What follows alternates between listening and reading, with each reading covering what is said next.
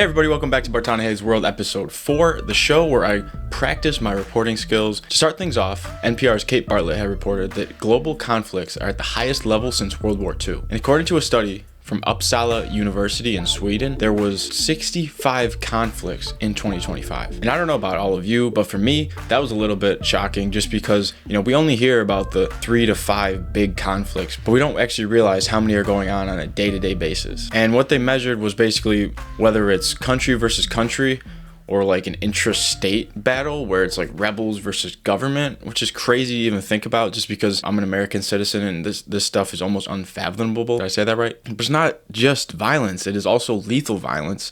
And this article had reported that over 244,000 people were killed. My light just died, but that is okay because it is a cheap plug-in light. Through reading this article, I actually did learn something new. For a conflict to be determined a war, there has to be over 1,000 battlefield deaths in a year span. And out of the 65 reported conflicts from Uppsala University, 13 of them were actually considered war. Considering that the conflicts are at the highest level since World War II, what I really wanted to get at was just the fact that how normalized this stuff is nowadays, and also the fact that history really repeats itself. Yes, we're not in World War III, but there's 65 conflicts going on, and although it's not, big superpowers, the little stuff, it adds up, as we've seen, over 240,000 deaths. It's just really a shame. I feel like we're almost kind of in a bubble here in America. There's nothing being fought on our grounds. We're involved in stuff everywhere else, it seems like, but yeah, we're basically just sheltered here. There's just not enough news real estate. I'm going to use this term, news real estate, is like time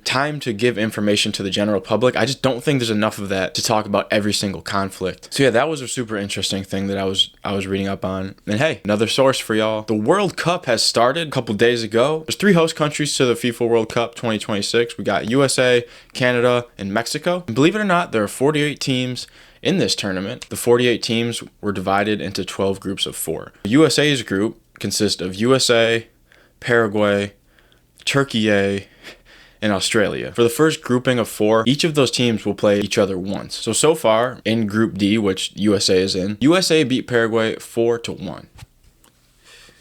And I don't know if anybody noticed my cap in the back, but we are riding with Team USA this year. I think it would be awesome if, we had the Olympic golds. If USA could somehow pull out this World Cup, how crazy would that be? And my light died again. But after this like round robin style beginning of the tournament, it's going to switch to elimination. There's going to be 32 teams left. It's going to go down 32 to 16, 16 to 8, 8 to 4, 4 to 2. You guys know how that works. In this initial round robin, 3 points for a win, 1 point for a draw, and 0 if you lose. I'm not really a huge soccer guy. I mean, how could you not pay attention at least to the score of what USA is doing if you're from USA, or if you're Brazilian, you're checking the Brazilian scores. I think it's a really cool way for the whole world to get engaged in a sport. People across the world don't particularly have a favorite NFL, NHL, NBA team. That's why the Olympics are also special. The World Cup, like we have a team to unite with. Obviously, there's only 48 countries, so not everybody's getting representation here, but a lot of people are, more than any other sports in the world. I did not buy this year. I've actually had this in my closet for many years. But I did mention on the last episode that we're going to be doing something special today, and we're opening up the World Cup Labubu collaboration. I did not expect there to be Labubu paraphernalia on this show. I was in the blind bag store and I had seen this. I needed one last blind bag to go out with a bang on my blind bag addiction with. And we're going to be cracking this open for everyone here. It's a real Labubu, y'all. Cup. That's what we can get. I like this one a lot. But here we go. Labubu 2026 FIFA World Cup. What did I get? Oh my gosh. This is a pretty legit cup. Here it is, y'all. My Labubu cup. We are going into the World Cup in style. I got my cup and I got my hat, and yeah, it's World Cup time, y'all. Some other news. The UFC is holding their Freedom 250 event. It is one of the most monumental UFC events of all time. 1, because it's on the White House grounds, and 2, because of the fights that we have for this thing. I'll mention the 2 that I'm most excited about. We got Alex Pereira fighting for the heavyweight strap against Cyril Gane. Ilia Topuria is getting back in it against a longtime vet, Justin Gaethje. So I'm really looking forward to those 2 fights. This is kind of another story about the UFC 250 event. Freedom 250, not to get confused with UFC 250. But ESPN's Michael Rothstein had actually reported something very interesting that I want to tell you all about this event.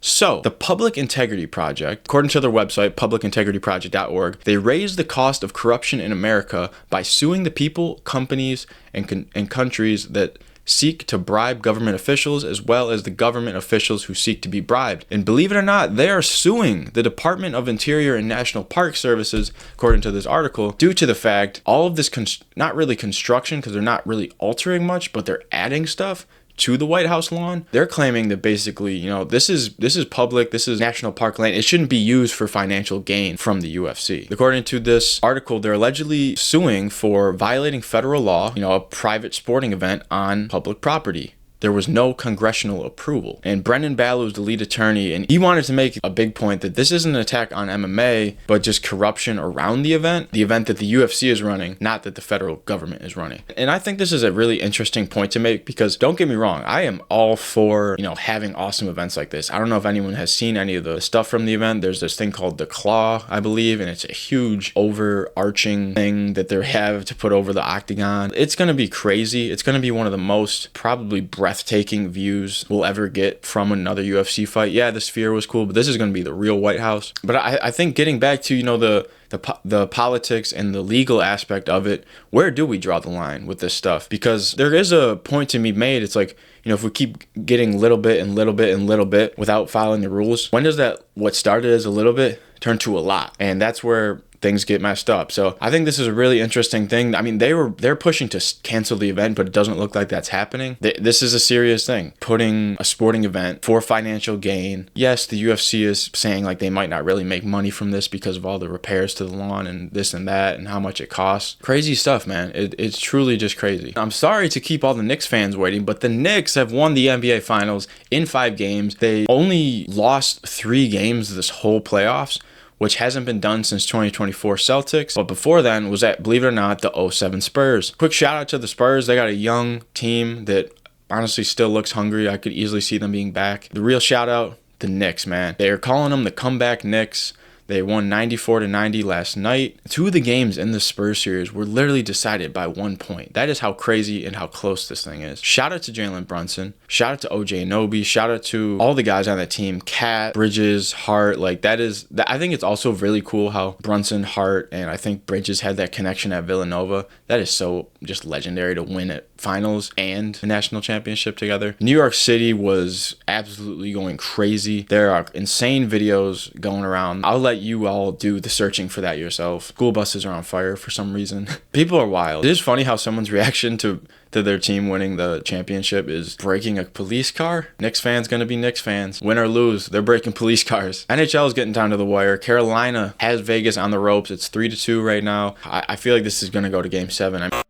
I've been wanting to film this episode for days now at this point. It's definitely been more difficult to get this thing going. I have a really exciting trip coming up that there will be some coverage on this channel about, some videos, so check out that. And in some other random news, SpaceX went public. We're gonna keep monitoring that. I do want to start making some stock market videos. There is one in the working, so look out for that. But yeah, everybody, kind of quick, short episode. I do also want to just throw this picture that I took of some Knicks fans on the screen. Shout out to the Knicks. It has been real. It has been Bartonahay's World. I got my Labubu cup here, and I will see you all in the next one.